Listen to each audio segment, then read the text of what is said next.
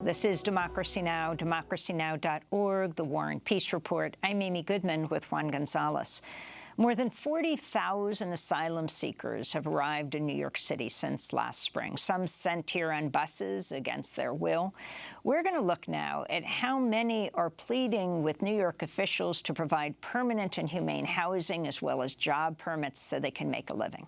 The city says it's opened 77 emergency shelters and 4 humanitarian emergency response and relief centers, or HERCs.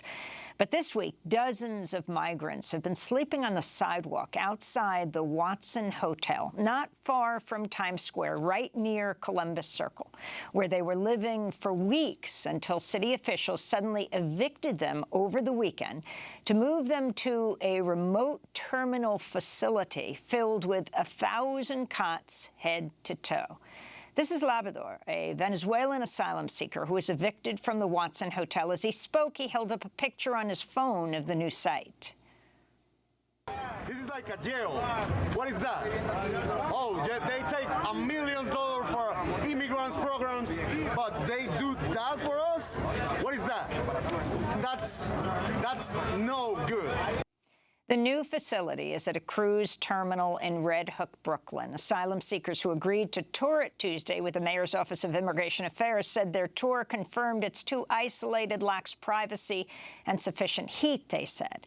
On Monday, Democracy Now!'s Maria Teresina and Sanji Lopez were on the ground as police barricaded the hotel. Asylum seekers, some went on buses to be taken to the new site, others refused. This is Jimena Bustamante, mutual aid organizer, founder of the Undocumented Women's Fund. Many of them have already jobs in the area, and they have built community around here. And actually, they cannot be forced because there is in New York a right to shelter. However, there have been police called here to intimidate them, and they have stood their ground. They are camping outside. A group of asylum seekers shared an exclusive video recording with Democracy Now! Of a Watson Hotel staff member telling them the city's not giving them other options and that the hotel had to be emptied out to carry out construction.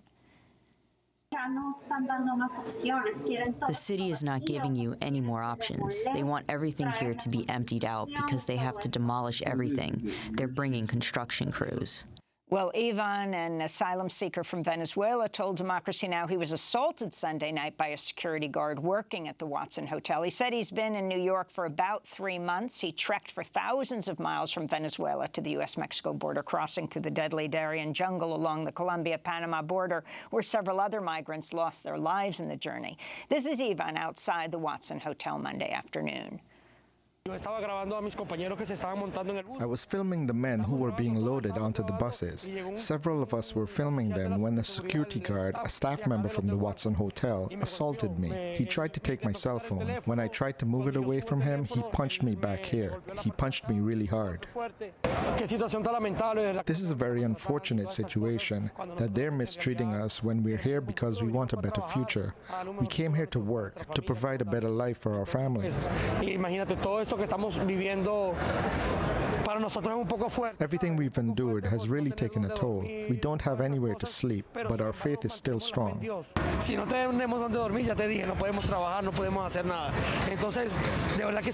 If we don't have anywhere to sleep and rest, then we can't work or do much. Some of my friends have been out here for 2 days. We haven't slept at all. They kicked us out of the hotel without a motive.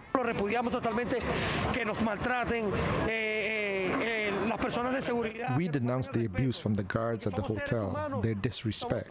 We are human beings with families, just like all of you. New York officials are reportedly planning to use the hotel to house asylum-seeking families with children, they say. All this comes as New York City Mayor Eric Adams has rejected the idea that asylum seekers are protected by the city's right to shelter law. He spoke last week on WABC's Sid and Friends. The courts rule that this is a sanctuary city. We have a moral and legal obligation to fulfill that. We don't believe asylum seekers fall into the whole right to shelter conversation. This is a crisis.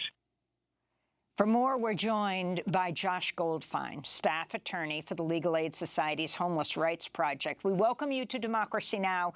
So the mayor says, though there is a right to shelter, it does not extend to these asylum seekers. Can you respond into the whole crisis that's not only going on at the Watson Hotel, but happening all over, just playing out in front of everyone there?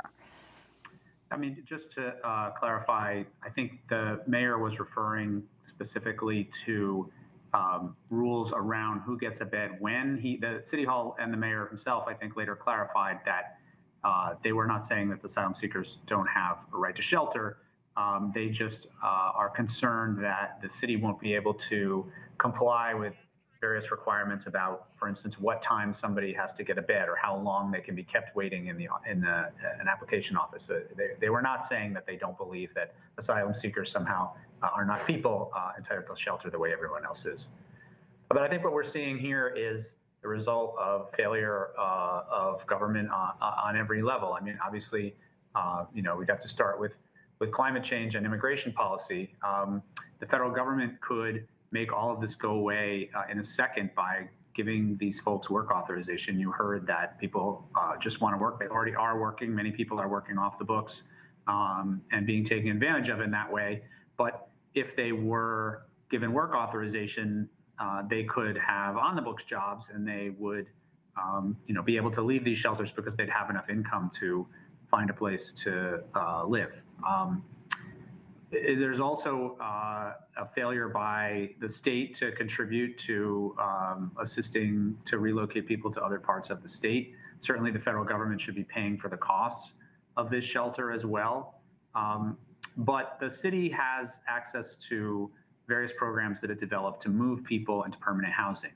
And what we're seeing right now is that this administration and the prior administration, mayoral administrations, did not move people fast enough out of shelter and into permanent housing. And as a result, the shelters were already full when migrants started to come. So if we could invest in affordable housing, if we could invest in the programs that we have to keep people in their homes and also to move people out of shelter and into permanent housing, we would free up a lot of space in the shelter system that would allow the migrants to be sheltered there, and we wouldn't need to be putting people in cruise terminals or in tents on Randall's Island or in cruise ships or summer camps or some of the other things that the city has talked about doing.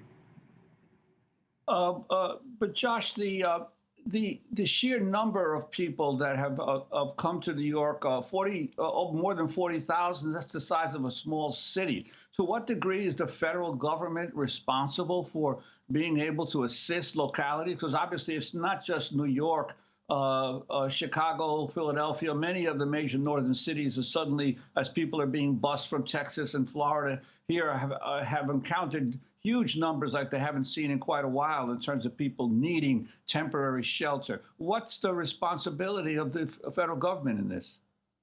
You're absolutely right. This is a nationwide problem. People are in every community in the United States. There may be more of them in New York than in some other places, but there are more people in Florida, for instance, who have crossed the border. You know, most people crossing the border did not have in their heart that they wanted to be in New York City. And 40,000 is a relatively small percentage of the number of people who have crossed.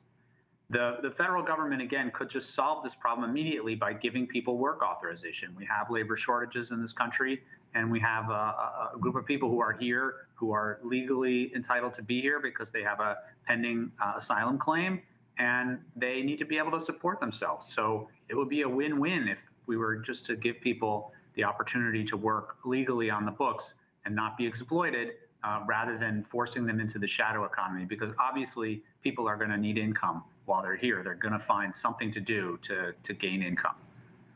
And, you know, I also went to the Watson Hotel, and a number of the people there are already working, and they're really horrified that having to go to this remote terminal in Red Hook, they won't be able to easily get to their jobs. We're joined on the phone in this last minute by Desiree Joy Frías. I met her outside the Watson Hotel with many other community organizers with South Bronx Mutual Aid. In this minute, Desiree, if you can just tell us what is the latest after the city took people who wanted to go to look at the facility, come back and report to others. Yeah, so a delegation of migrants who have been leading all of this work went yesterday to Red Hook to see the conditions. Some of them had already been there and walked back to Watson because the conditions were so poor.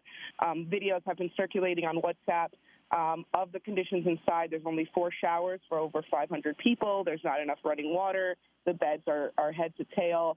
And more importantly, there's a lot of issues right now with communicable diseases, COVID-19, chicken pox.